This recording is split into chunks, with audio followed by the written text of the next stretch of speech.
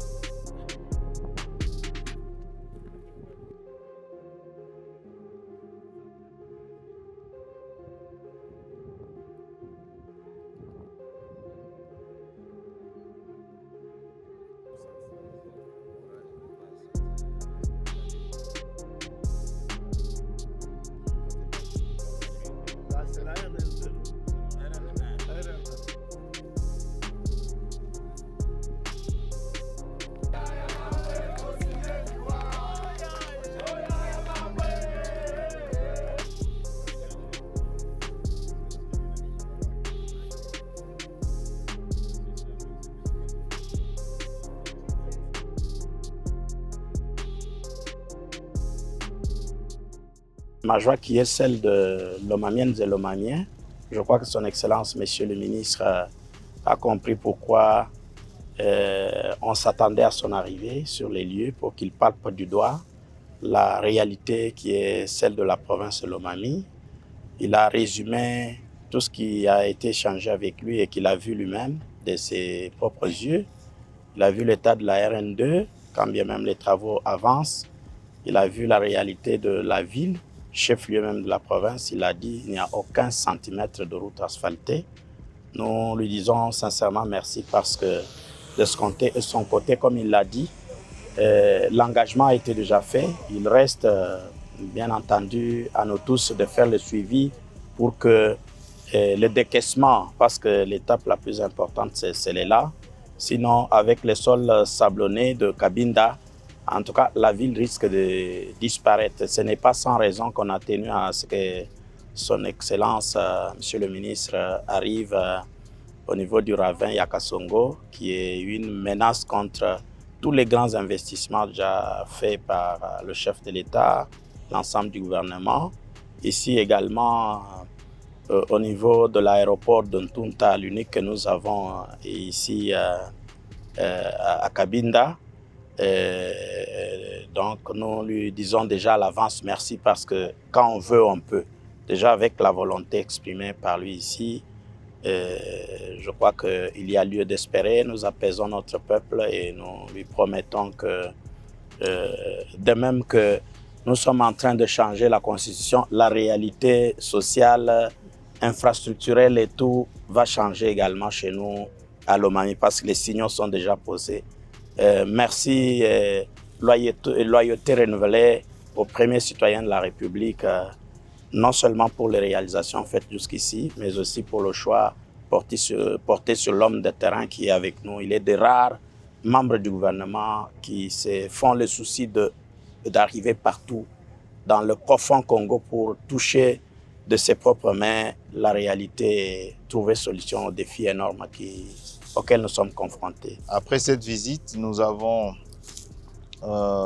l'obligation d'accélérer les travaux, de voir comment nous pouvons désenclaver le chef-lieu et puis les autres villes de la province.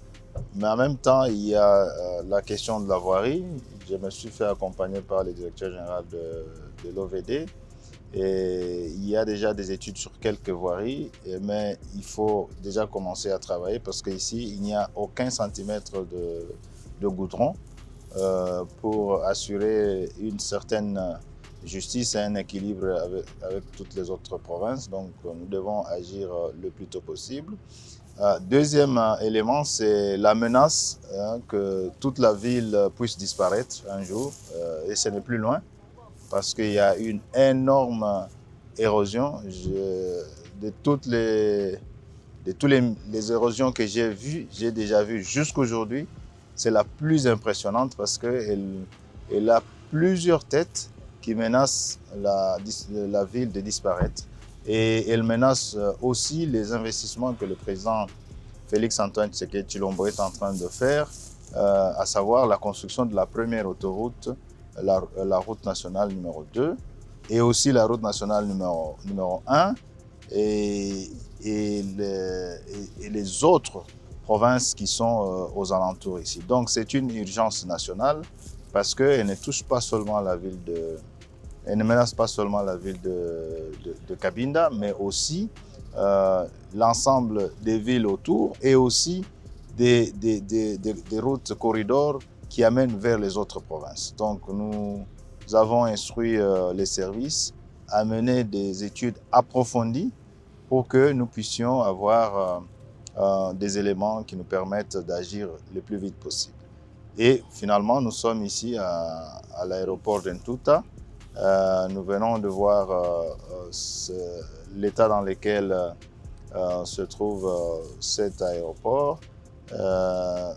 Sur le plan économique et stratégique, il est urgent d'intervenir et donc nous allons inviter la cellule infrastructure, la CGT qui a mené les études et puis une entreprise qui est dans la région ici pour voir dans quelle mesure on peut commencer d'abord à assurer des travaux qui pourront permettre à ce que les avions moyens puissent se poser pour que nous puissions accélérer les travaux de modernisation en attendant qu'on trouve des moyens suffisants pour un aéroport moderne digne de la province.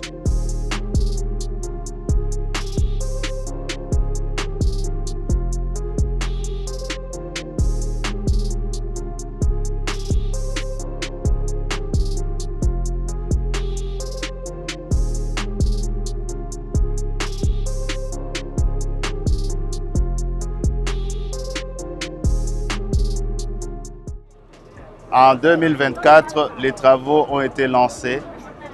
Les travaux qui consistent à moderniser la route nationale numéro 1, tronçon Mbujimai-Nguba, longue de 846 km. Aujourd'hui, nous venons de lancer officiellement les travaux d'asphaltage sur l'ensemble du linéaire. C'est-à-dire que le président est en train de connecter le réseau national, ici la route nationale numéro 1, donc les corridors de Banana-Sakanya.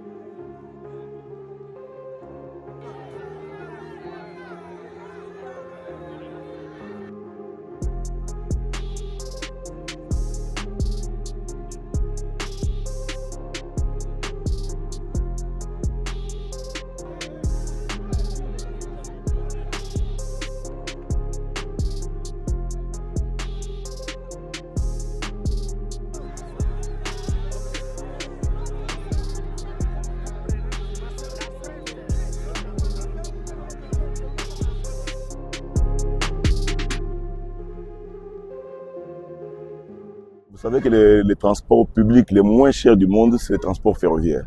Donc, ça ne pourra même pas être ce que vous croyez. Ça sera vraiment accessible à tous les citoyens, même ceux qui ne travaillent pas. Notre ville de Kinshasa est en train d'être étouffée avec les embouteillages et consorts. Nous avons eu le devoir auprès des chefs de l'État et du vice-premier ministre du Transport de pouvoir réhabiliter les chemins de fer interurbains. Et ça n'a pas été facile. Et là, nous y sommes. La liaison a été effectuée depuis avant-hier. Il nous reste maintenant des finitions, consolider la plateforme pour que nous puissions augmenter la vitesse commerciale de telle manière qu'entre la gare centrale et l'aéroport de Njili, qu'on puisse y aller en moins de 30 minutes. Mais là, le gros est fait, les grosses œuvres sont terminées. Nous sommes dans la finition. La symbolique, c'est que maintenant, nous pouvons commencer à nous attaquer à la grande problématique des embouteillages et des pollutions sur la route, les routes de Kinshasa. Vous savez que si une seule rotation le matin vous prend entre 4 000 et 6 000 personnes, c'est le nombre de voitures que nous mettons. Et comme nous comptons mettre au moins 2 rotations chaque matin, nous aurons le matin plus de 8 000 passagers qui vont partir de la gare centrale, qui vont partir de l'aéroport vers la gare centrale, et le soir pareil.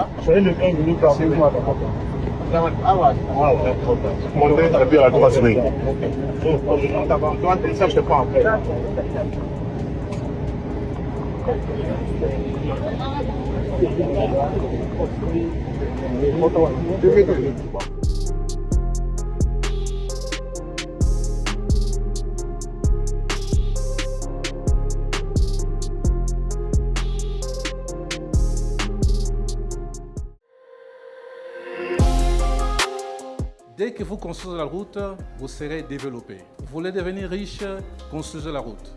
Parce que la route, elle vous amène tout et elle vous transporte partout.